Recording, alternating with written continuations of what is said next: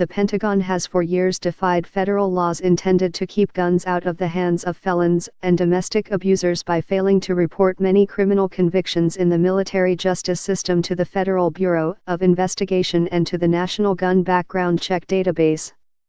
This is what allowed Devin P.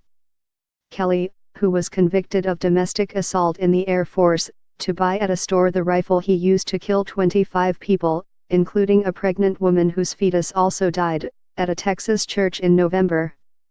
Now, after 2 decades of serious lapses and one of the worst mass shootings in American history, officials from New York, Philadelphia, and San Francisco are trying to force a change. The cities have joined together to file a lawsuit in federal district court in Virginia that would require the Pentagon to submit to federal court monitoring of its compliance with the reporting laws it has broken time and again. This failure on behalf of the Department of Defense has led to the loss of innocent lives by putting guns in the hands of criminals and those who wish to cause immeasurable harm, Mayor Bill de Blasio of New York said.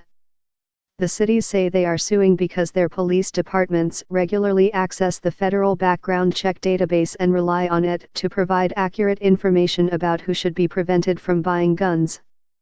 The Pentagon has repeatedly been chided since the 1990s by its own Inspector General for woefully failing to comply with the law.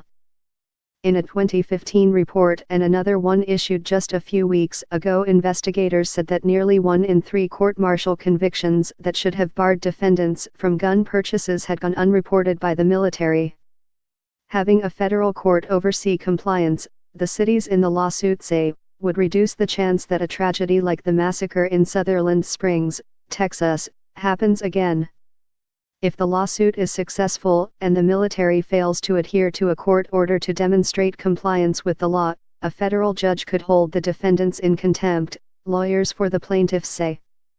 The lawsuit names as defendants the Defense Department and its Secretary, James N. Mattis, the departments of the Air Force, Army, and Navy and their respective secretaries, the directors of the military's criminal investigative organizations, and the commander of the Navy's Personnel Command. Generally, the military is required to report felony-equivalent court-martial convictions for crimes that are punishable by more than 1 year in prison, and any convictions for domestic violence. As with those of similar convictions in civilian courts, the records are supposed to block defendants from buying guns. The military must also report anyone who receives a dishonorable discharge, which precludes gun ownership. Federal law also bans ownership by drug abusers, people subject to certain restraining orders, and mentally ill people. I believe the active involvement of the court system will produce the desired results, said Ken Tabor, the lead lawyer for the plaintiffs. This will impose an outside monitor to make sure that what should have been done for 2 decades is finally done.